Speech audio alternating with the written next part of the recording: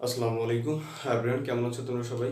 আশা করছি সবাই ভালো আছো। আমি আলহামদুলিল্লাহ অনেক ভালো আছি। সবাইকে আবার ইনফোকাসে স্বাগতম। বন্ধুরা, আজকে আমরা নবম দশম শ্রেণীর 16.2 অর্থাৎ পরিমিতি অধ্যায়ের 7, 8 এবং 9 নম্বর অঙ্ক করার চেষ্টা করব। আমি এখানে 7 নম্বর প্রশ্নটি তুলেছি।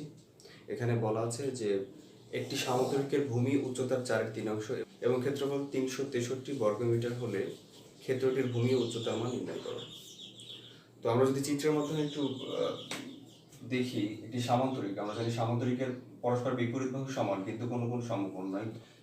ধরে নিলাম এবিসিডি একটি সামান্তরিক। বলা আছে যে উচ্চতার 4/3 হচ্ছে ভূমি। তো উচ্চতাটাকে আমরা যদি এক্স ধরি, সুতরাং ভূমি হবে 3x/4। ঠিক আছে। আচ্ছা, এই সামান্তরিকের ক্ষেত্রফল দেওয়া আছে 363 বর্গ মিটার। আমাকে উচ্চতা এবং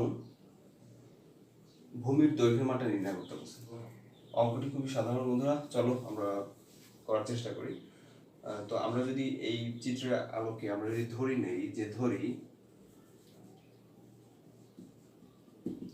ধরি এ বি সি ডি সামান্তরিকের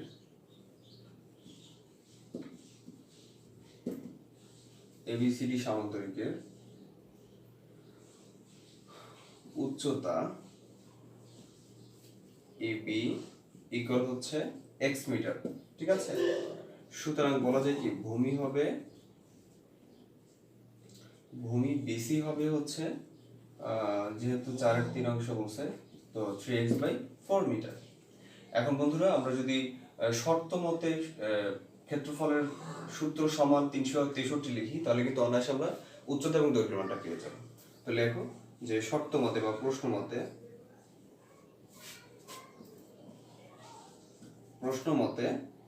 সামুদ্রিক ক্ষেত্রফলের সূত্রটা কি বন্ধুরা? সামুদ্রিক ক্ষেত্রফলের সূত্র হচ্ছে দৈর্ঘ্য গুণন প্রস্থ।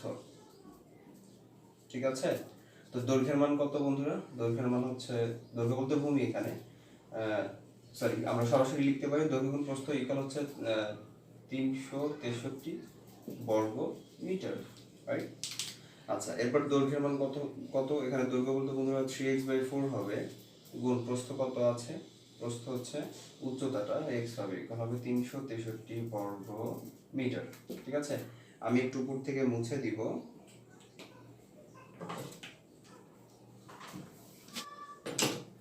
আচ্ছা, এর পরের লাইনটা লেখো বা। আমরা যদি গুণ করি তাহলে এটা যেহেতু লব, বন্ধুরা এটা কিন্তু লব, এটা দিয়ে যখন এটাকে গুণ করবো হবে 3x² বাই হবে হচ্ছে 4 ইকুয়াল 363 বর্গ মিটার। ঠিক আছে।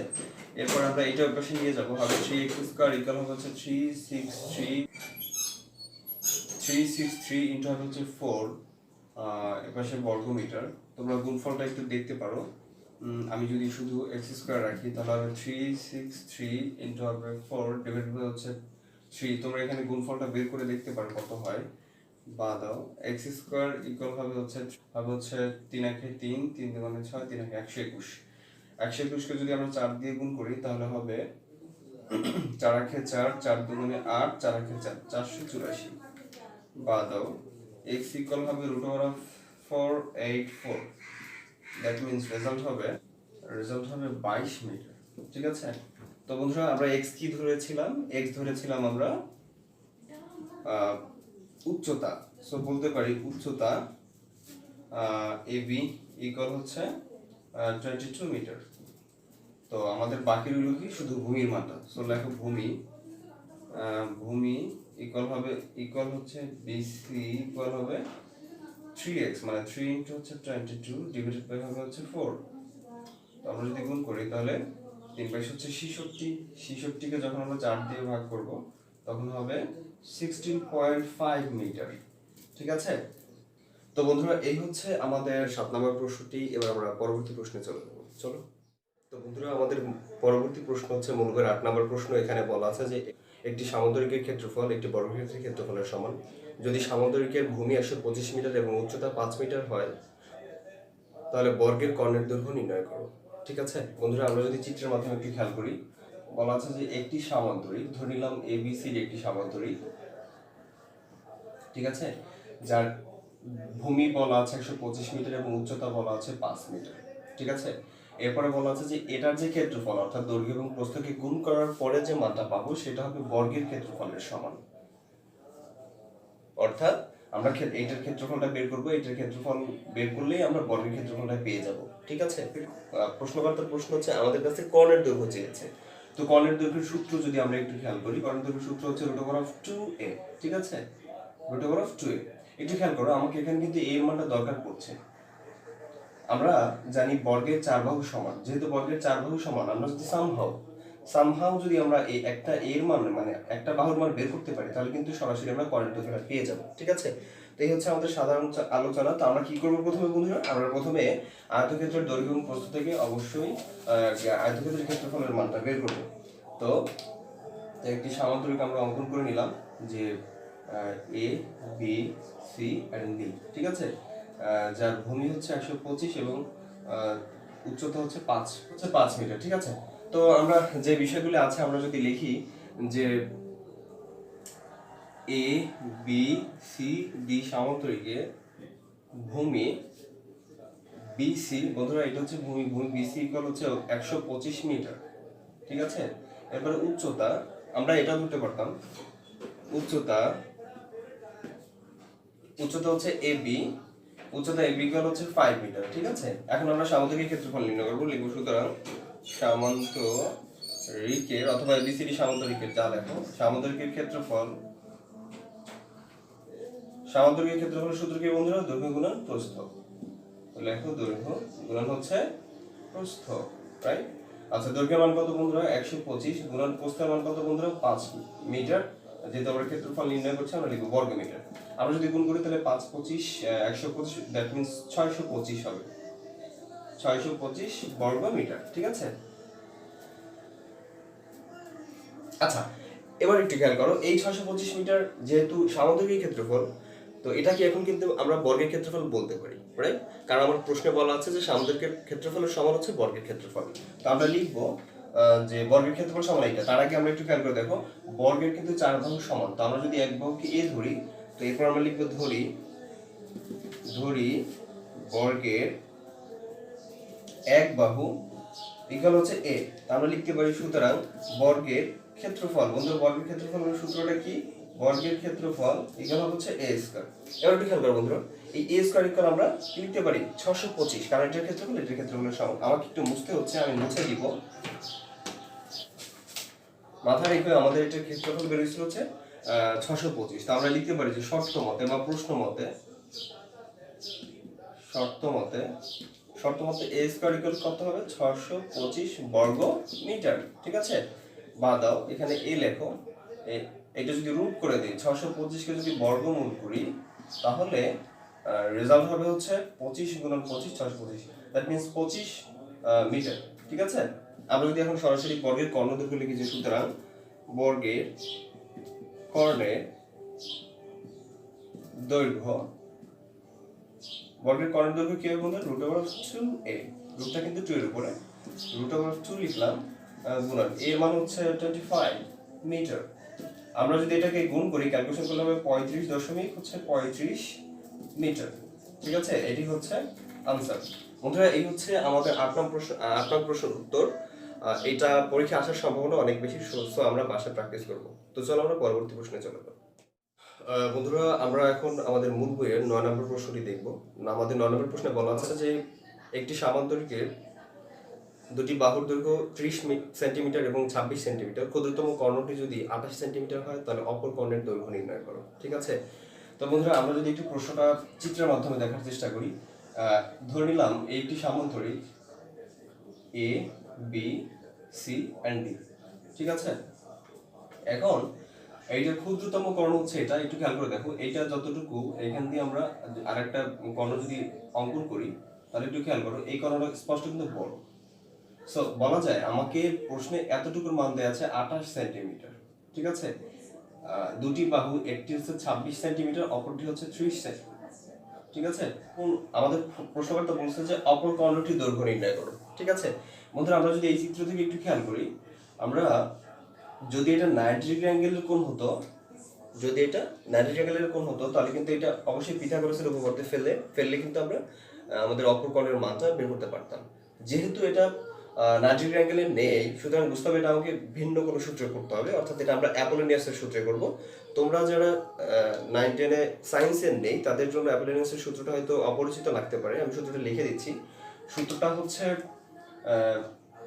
এই চিত্র সাপেক্ষে যদি আমি কল্পনা করি তাহলে একটু খেয়াল করো, এটা হবে ab স্কয়ার প্লাস হচ্ছে bc স্কয়ার ইকুয়াল হবে 2 ইনটু এই যে কর্ণ দুইটা আছে, ক্ষুদ্রতম কর্ণ এটার অর্ধাংশের বর্গ এবং বৃহত্তম কর্ণের অর্ধাংশের বর্গের সমষ্টি। অর্থাৎ আমি যদি চিত্র অনুযায়ী বলি তাহলে হবে ওএ স্কয়ার প্লাস হবে হচ্ছে ওবি স্কয়ার। ঠিক আছে, এখান থেকে আমরা কিন্তু মানটা বের করতে পারবো। তো আমরা যে কাজটা করব, প্রথমে যদি এখান থেকে একটু খেয়াল করো, আমরা যদি এই যে সম্পূর্ণ কর্ণের দৈর্ঘ্যটা দেয়া আছে আমরা ওইটাকে অর্ধেক করব, অর্থাৎ এও করব। ঠিক আছে, সেখান থেকে আমরা অ্যাপোলোনিয়াসের সূত্রটা যদি অ্যাপ্লাই করি তাহলে প্রথমে এতটুকু মান পাবো, সেটাকে 2 দিয়ে গুণ করলে আমরা সম্পূর্ণটার দৈর্ঘ্য পাবো, অথবা 2 বার যোগ করলে সম্পূর্ণ দৈর্ঘ্যটা পাবো। ঠিক আছে, তো আমাদের প্রথম টার্গেট হচ্ছে এটাকে অর্ধেক করা, দেন হচ্ছে সূত্রে ফেলা। এটা অন্য একটা ওয়েতে করা যায়, যদি সেটা আমাদের জন্য কঠিন হয়ে যাবে। তো আমরা যদি একটু লিখি যে কি দেয়া আছে, আমরা শুধু দেয়া আছে দিয়ে মানগুলি তুলে লিখি। দেওয়া আছে এ বি সি ডি সামুদ্রিকের দুটি বাহুর দৈর্ঘ্য কি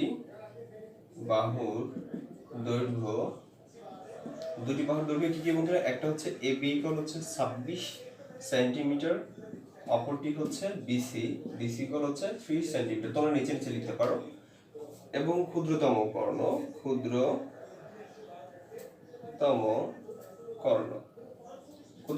কি বন্ধুরা? ক্ষুদ্রতম কর্ণ হচ্ছে এসি ইকুয়াল হচ্ছে কত? 28 সেন্টিমিটার। আমরা এটাকে কি করব বন্ধুরা? এটাকে 2 দিয়ে ভাগ করে অর্ধেকটা বের করব, রাইট? আচ্ছা, তো আমরা 2 দিয়ে যদি ভাগ করো তাহলে হবে হচ্ছে এও, কারণ একটু খেয়াল করো বন্ধুরা, এই এতটুকু আর এতটুকু হচ্ছে পরস্পর সমান। তো বলা যায় যে এ ও ইকুয়াল হচ্ছে ওসি ইকুয়াল লিখবো আমরা হচ্ছে 28 ভাগ হচ্ছে 2 ইকুয়াল হবে 14 সেন্টিমিটার। একটু খেয়াল করো বন্ধুরা, আমরা এখানে এই চিত্রটা নিয়ে, আমরা এখানে এই ত্রিভুজটা নিয়ে কাজ করব। তোমরা চাইলে এই ত্রিভুজটা নিয়ে কাজ করতে পারো, কারণ এই দৈর্ঘ্যটা সমান। আমরা যেখানে একটা ত্রিভুজ নিয়ে কাজ করব, ঠিক আছে? আচ্ছা, তো এখানে আমার মান হচ্ছে 14 সেন্টিমিটার, অর্থাৎ এ এর মান হচ্ছে 14 সেন্টিমিটার। এখন আমরা সরাসরি সূত্র লিখে দিতে পারি যে আমরা জানি অ্যাপোলোনিয়াসের সূত্র অনুযায়ী, তোমরা যারা অ্যাপোলোনিয়াসের সূত্রটার সাথে পরিচিত হতে চাও, তারা সায়েন্সের 9ম-10ম শ্রেণীর যারা বিজ্ঞান বিভাগের আছে তাদের উচ্চতর গণিতের 3য় অধ্যায়ে গেলে তোমরা অ্যাপোলোনিয়াসের সূত্রটা পেয়ে যাও। ঠিক আছে, তো লেখো, আমরা জানি, যদি চিত্র অনুযায়ী দেখি, একটু খেয়াল করো, এবি স্কয়ার অ্যাপোলোনিয়াসের সূত্র অনুযায়ী আমি লিখলাম না, এবি স্কয়ার প্লাস হচ্ছে বিসি স্কয়ার ইকুয়াল হবে হচ্ছে 2 ইনটু কর্ণদ্বয়ের অর্ধাংশের বর্গের সমষ্টি। তো এ ও স্কয়ার হবে প্লাস হবে হচ্ছে ও বি স্কয়ার বা বি ও স্কয়ার, যা দেখো। ঠিক আছে, আচ্ছা, এরপর যদি আমরা একটু মানটা অ্যাপ্লাই করি, এ বি এর মান কত বন্ধুরা? এ বি এর মান হচ্ছে 26 এর বর্গ, প্লাস বিসি এর মান কত বন্ধুরা? 30 তার বর্গ, 2 ইনটু এ এর মান কত বন্ধুরা? 14। একটু খেয়াল করো, এই যে এতটুকুর মান কিন্তু 14। তোমরা এই চিত্র নিয়ে কাজ করতে পারো।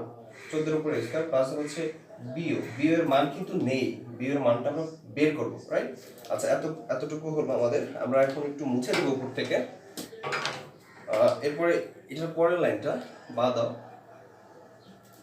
এখানে 26 এর বর্গ করলে কত হবে বন্ধুরা? এখানে 26 এর বর্গ করলে হবে 676 প্লাস হবে হচ্ছে 30 এর বর্গ করলে 3 3 9 900 ইকুয়াল, এখানে কি হবে বন্ধুরা?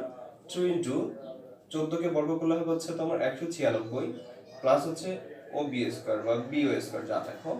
বাদ দাও, আমরা এই রাশিটাকে এই পাশে নিয়ে আসবো, কারণ আমাদের দরকার হচ্ছে ও বি এর মান। তো আমরা লিখতে পারি যে ও বি স্কয়ার প্লাস হচ্ছে 196 ইনটু হচ্ছে 2 ইকুয়াল হচ্ছে কত? এটা এর পাশে নিয়ে গেলাম, আমরা যোগ করে দিতে পারি। এই দুটো যদি যোগ করে কত হবে বন্ধুরা?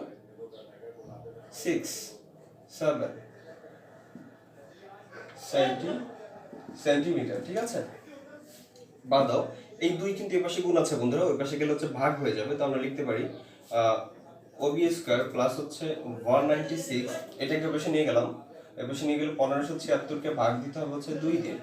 রেজাল্ট কত হবে বন্ধুরা? তোমরা একটু ক্যালকুলেশন করে দেখো, রেজাল্ট হবে হচ্ছে 788 সেন্টিমিটার। ঠিক আছে, তো বাদ দাও, এখানে লেখো ওবি স্কোয়ার প্লাস হচ্ছে 196 ওই পাশে নিয়ে যেতে পারি, আমরা একটু ব্র্যাকেটে তুলে দিই, তারপর লিখি 788 সেন্টিমিটার। ঠিক আছে, একটু মুছে দিলাম। বাদ দাও, ওবি স্কোয়ার ইকুয়াল হচ্ছে 788 মাইনাস হচ্ছে 196 সেন্টিমিটার। বাদ দাও, ওবি স্কোয়ার ইকুয়াল হচ্ছে যদি বিয়োগ করি তাহলে 592 সেন্টিমিটার। ঠিক আছে, এখন বন্ধুরা আমরা যদি ওবি রাখি আর স্কোয়ারটা বসে নিয়ে যাই তাহলে রুট হয়ে যাবে, রুট হবে হচ্ছে 592। রুট করলে কত হয় বন্ধুরা? তোমরা একটু ক্যালকুলেশন করে দেখো, রুট করলে হবে 24.33 সেন্টিমিটার। ঠিক আছে, আচ্ছা বন্ধুরা আমরা কেবল ওবি এর মান পেয়েছি, একটু খেয়াল করে দেখো, আমাদের চিত্রটা মুছে ফেলছি আমি। এখানে যদি বি হয় এটা ও, এটা হচ্ছে ডি, এটা হলো সি। তো আমরা ওবি এর মান পেয়েছি। এখন এই ওবি কে যদি 2 দিয়ে গুণ করি তাহলে কিন্তু আমরা এতটুকু মান পাই। অথবা এই যেহেতু সম্পূর্ণ কর্ণটি হচ্ছে ওবি প্লাস হচ্ছে ওডি, তো এক পাশ যদি হয় 24.33, আমাকে যদি সম্পূর্ণটার মান পেয়েছি, এটাকে 2 দিয়ে গুণ করলে কিন্তু আমরা কর্ণের দৈর্ঘ্য পাবো। সো আমরা লিখব সম্পূর্ণ কর্ণের দৈর্ঘ্য। আমি একটু মুছে দিলাম। এরপর আমরা লিখব সুতরাং সম্পূর্ণ কর্ণের দৈর্ঘ্য, সম্পূর্ণ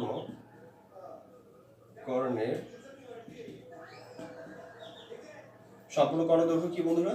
বিডি।